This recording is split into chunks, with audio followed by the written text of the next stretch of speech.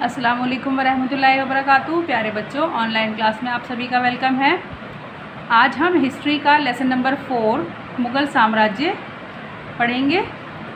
मुग़ल साम्राज्य ने किस किस तरीके से विस्तार किया और उनकी सेना किस तरह की होती थी, क्या शासन प्रणाली होती थी, वो सब हम इस लेसन में। अब से पहले यानी कि मुग़लों से पहले किसी भी राजा ने पूरे उपमहाद्वीप पर शासन नहीं किया था, लेकिन मुग़लों ने इसको कर दिखाया। ये देखिए, शासन कराना अत्यंत कठिन था। किस पर? पूरे संपूर्ण भारतीय उपमहाद्वीप पर, लेकिन मुग़लों ने ये कार्य कर दिखाया। 16वीं सदी के उत्तरार्ध से इन्होंने दिल्ली और आगरा से अपना राज्य का विस्तार शुरू किया और 17वीं शताब्दी में लगभग संपूर्ण महाद्वीप पर अधिकार स्थापित कर लिया और ऐसी ऐसी राजनीतिक धरोहर बनाई हैं जो अब भी कायम है। लाल किला आप जानते होंगे, स्वतंत्रता दिवस पर हमारे देश के प्रधानमंत्री जो होते हैं वो वहाँ ध्वजारोहण करते हैं और फिर वहाँ से देश को संबोधित करते हैं। जानते हैं आप सभी? तो ये जो है मुग़लों के बनाए हुए किले हैं जो आज तक हमारी राष्ट्रीय धरोहर बने हुए हैं। ये देखिए, पहला टॉपिक है हमारा मुग़ल कौन थे। तो मुग़लों के बारे में आप इतना समझ, पहले तो माता की ओर से मंगोल शासक यानी चंगेज़ खान इनके वंशज थे और पिता की ओर से वे इराक, ईरान और वर्तमान तुर्की के शासक तैमूर के वंशज थे। लेकिन मुग़ल जो थे वो अपने आप को कभी भी मंगोल कहलवाना पसंद नहीं करते थे, क्योंकि मंगोलों की जो स्मृतियां हैं, जो बातें मंगोलों के बारे में प्रचलित हैं, वो ये है कि मंगोलों ने बहुत ज़्यादा नरसंहार किया था। इस वजह से मुग़ल जो थे वो अपने आप को मंगोल कहलवाना पसंद नहीं करते थे। इसके बाद देखिए, आपको ये एक चित्र दिखाया गया है। इसमें ये चित्र के बारे में लिखा है, ये पढ़ लीजिए। तैमूर, उसके उत्तराधिकारी और मुग़ल सम्राटों का एक लघु चित्र है। इसमें सबको साथ में दिखाया गया है। हालांकि साथ में उनका होना पॉसिबल नहीं है, तो इसलिए ये एक काल्पनिक चित्र भी हो सकता है, लेकिन इससे आपको नाम जानने का अवसर मिलेगा कि परदादा कौन थे, लक्कड़दादा कौन थे। बाबर, यहाँ पर ये जो है बाबर को बताया गया है, उनके दादा को बताया गया है। इसको आप अच्छी तरह से पढ़ लें, इसमें आपको उनके नामों के बारे में जानकारी ज़रूर मिल जाएगी। अब आ जाइए, नेक्स्ट पॉइंट है हमारा मुग़ल सैन्य अभियान, यानी कि मुग़लों ने सेना में किस किस तरीके से कार्य किए हैं। प्रथम मुग़ल शासक बाबर 1526 से 1530 में ने जब 1494 में फरगाना राज्य का उत्तराधिकारी स्थापित किया। वो उत्तराधिकारी तो बन गया था, लेकिन उसकी उम्र जो है उस वक्त सिर्फ 12 वर्ष थी। तो उज़्बेकों के आक्रमण की वजह से उसको ये अपनी पैतृक गद्दी छोड़नी पड़ी और फिर दोबारा वो शासन किया उसने 1504 में, फिर काबुल को कब्जा कर और फिर जब उसने अच्छी तरीके से जब शासन किया है, वो है उसकी अवधि 1526 से 1530 तक। यहाँ पर लिखा है कि 1494 में उसने उत्तराधिकार प्राप्त कर लिया था, लेकिन फिर उसने पैतृक गद्दी छोड़ी और फिर दोबारा से इसको प्राप्त किया। ये देखिए, आपको फ़ोटो दिखाया गया है किस तरीके से सैनिक हाथियों का और सबका प्रयोग करते थे मुग़ल फौज अभियान पर। चित्र दिख गया आपको? आगे देखिए, सैन्य शक्ति में मुग़लों के बारे में ये सबसे इम्पोर्टेंट बात ये बताई गई जो होती थी। ये देखिए, फ़ोटो में दिखाई गई है आपको। सबसे पहले मुग़लों ने इस्तेमाल की है, इसके बारे में यहाँ पे देखिए बॉक्स में लिखा है, रेड कलर से जो लिखा होता है इम्पोर्टेंट होता है।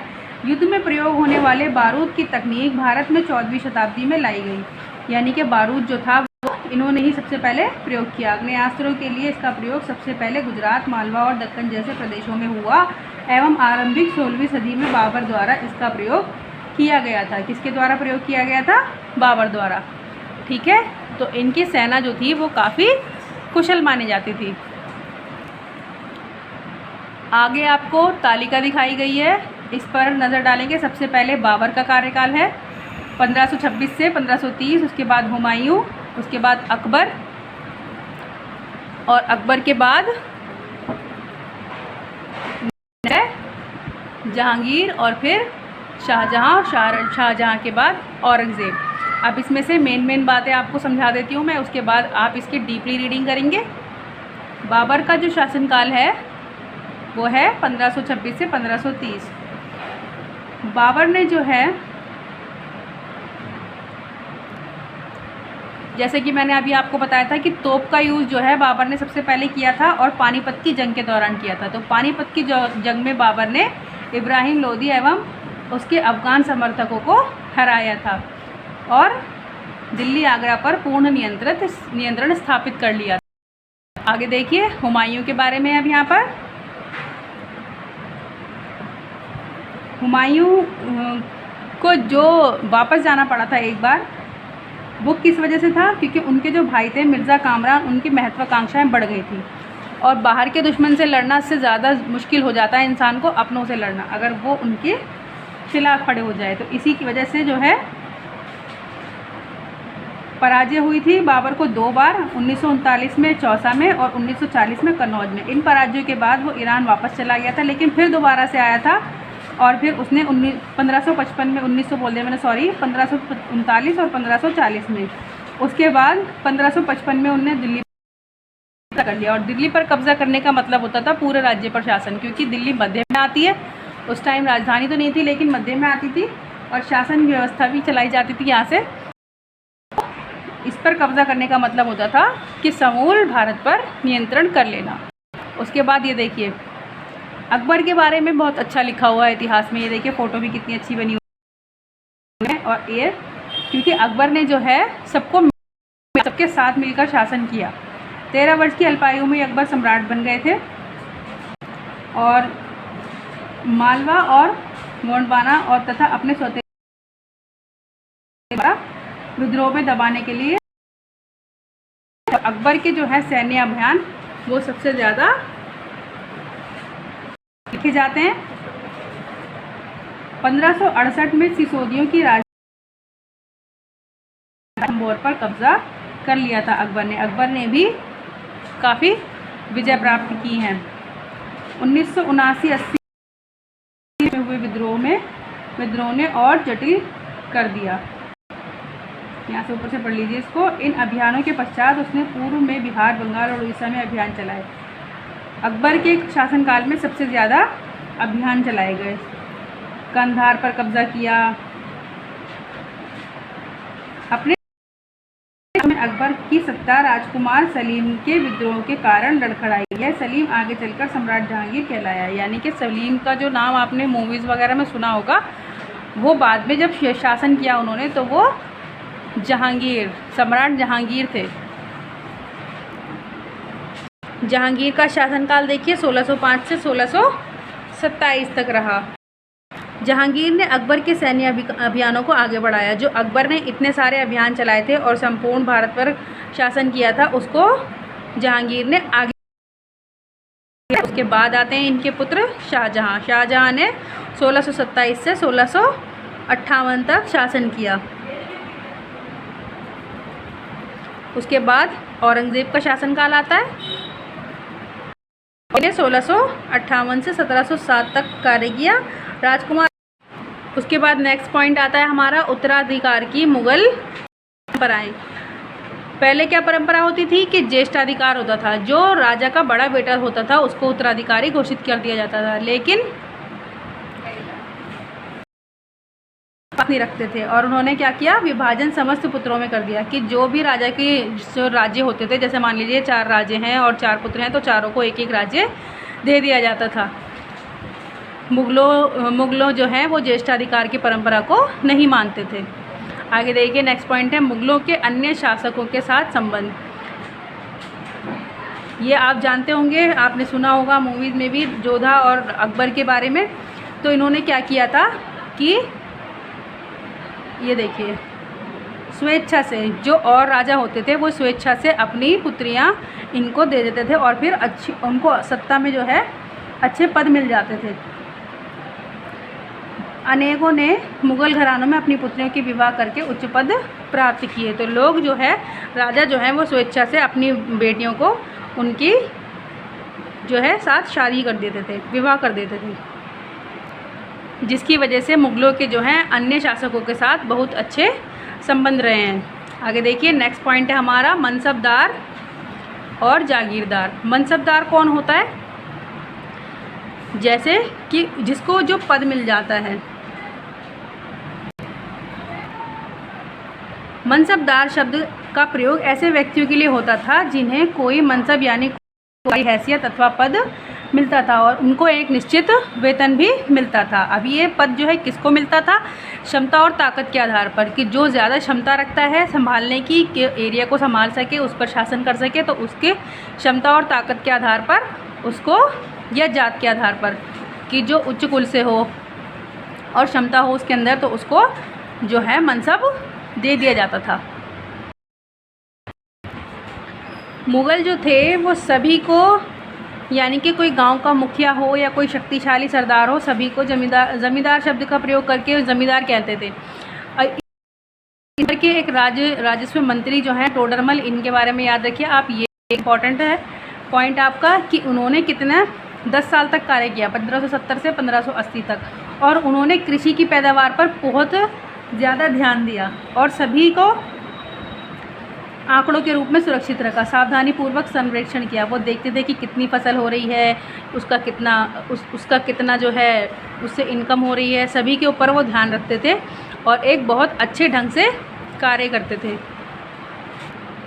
और फसल के लिए राजस्व की दर अलग सूची बनाई गई, मतलब कि फ़िक्स कर दी गई दर, कर वगैरह जो होते थे वो फ़िक्स कर दिए गए। जैसे कि आज भी है, जीएसटी होता है, फ़िक्स होता है किस पर कितना जीएसटी है, हुआ था। और ये प्रशासन को प्राप्त होता था, जितना भी कर होता था वो खजाने में जाता था। आगे देखिए, अगला लिखा है, ये आपको बॉक्स में दिया गया है, अकबरनामा और आइन। इतिहास खुद लिखवाते थे, पढ़ चुके हैं आप पहले भी। ये जो है अकबर ने अबुल फजल को आदेश दिया कि उनके शासनकाल का इतिहास लिखा जाए। उन्होंने 3 जिल्दों में इस इतिहास को लिखा है। पहला है अकबरनामा। अकबरनामा के 3 पार्ट हैं। पहली जिल्द में अकबर ने पूर्वजों का बयान है कि अकबर के पहले पूर्वज कौन कौन थे। दूसरे में शासनकाल की घटनाओं का विवरण है और तीसरी जिल्द में आईन अकबरी है। इसमें अकबर के प्रशासन, घराने, सेवा, राजस्व, इन सब के बारे में ब्यौरा मिलता है। ये देखिए फ़ोटो दिखाई गई है आपको, अबुल फजल से अकबरनामा लेते हुए अकबर, कि उन्होंने जब बुक तैयार करी तो उसको सबसे पहले राजा अकबर को दिया। अब आगे देखिए, नेक्स्ट पॉइंट है आपका अकबर की नीतियाँ। प्रशासन के मुख्य अभिलक्षण अकबर ने निर्धारित किए और इनका विस्तृत वर्णन अबुल फजल की अकबरनामा में मिलता है। यानी कि ये जो बुक लिखवाई थी इनमें जो है पूरा वर्णन हमें मिलता है। अब देखिए यहाँ पर एक वर्ड आया है सूबा। सूबा क्या होता है? जैसे कि आज किसी राज्य में बांटा जाता है, ऐसे ही पहले जो साम्राज्य होता था राजा का, उसको सूबों में बांटा जाता था और उन सूबों का जो प्रशासक होता था, जो उन सूबों की देखरेख करता था, उसको सूबेदार कहते थे। जो वहाँ का वित्तीय अधिकारी भी, और वहाँ के वित्तीय अधिकारी को क्या कहते थे? दीवान कहते थे। कानून व्यवस्था बनाए रखने के लिए सूबेदार को अन्य अफसरों को सहयोग प्राप्त था, जैसे कि बख्शी। बख्शी कौन होता है? जो सैनिक वेतनाधिकारी होता है, यानी कि सेनाओं का जो वो होगा ऑफिसर, उसको क्या कहेंगे? बख्शी। और धर्म कर्म का जो कार्य सब देखेगा वो कौन होगा? सदर। और सेना नायक जो होगा उसे क्या कहेंगे? फौजदार। यानी कि सैनिकों को वेतन देने वाला बख्शी और सेना का नेतृत्व करने वाला सेना नायक होता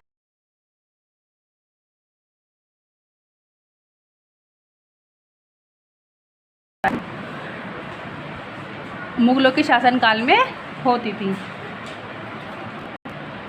आगे देखिए, नेक्स्ट पॉइंट है हमारा 17वीं शताब्दी में और उसके पश्चात मुग़ल साम्राज्य। मुग़ल साम्राज्य की सबसे बड़ी वजह जो प्रशंसा बताई जाती है वो ये बताई जाती है कि इस काल के दौरान वाणिज्य समृद्धि सबसे अधिक हुई, यानी कि संपन्न हो गया था देश पैसे।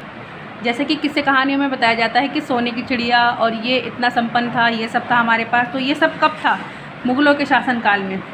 बाहर से लोग आते थे यहाँ पर व्यापार करने के लिए, और जो प्रशासन था, जो मुग़ल सम्राट होते थे, उनके मनसबदार यानी कि राजा और मनसबदार अपनी आय का बहुत बड़ा भाग केवल पर लगा देते थे, यानी कि उनसे ऐसे प्रयोग करते थे कि आगे वृद्धि हो सके, नई चीज़ों को इन्वेंट करना, उनमें खेती के तरीके बढ़ाना और इन तरीक़ों को अपनाना कि जो आम लोग हैं वो भी इस कारोबार से, वाणिज्य से, बिजनेस से सबसे जुड़ सकें। और शिल्पकार, किसान, इन सभी का जो है बहुत विकास हुआ था मुग़ल काल में। तो यहाँ तक मैंने आपको लेसन के पॉइंट्स समझाए हैं और आप इसको लेसन की डीपली रीडिंग कर लें, पूरी कंप्लीट रीडिंग करें। मिलते हैं हम नेक्स्ट वीडियो में, तब तक के लिए अल्लाह हाफ़िज़। अस्सलामु अलैकुम वरहमतुल्लाहि वबरकातुहू।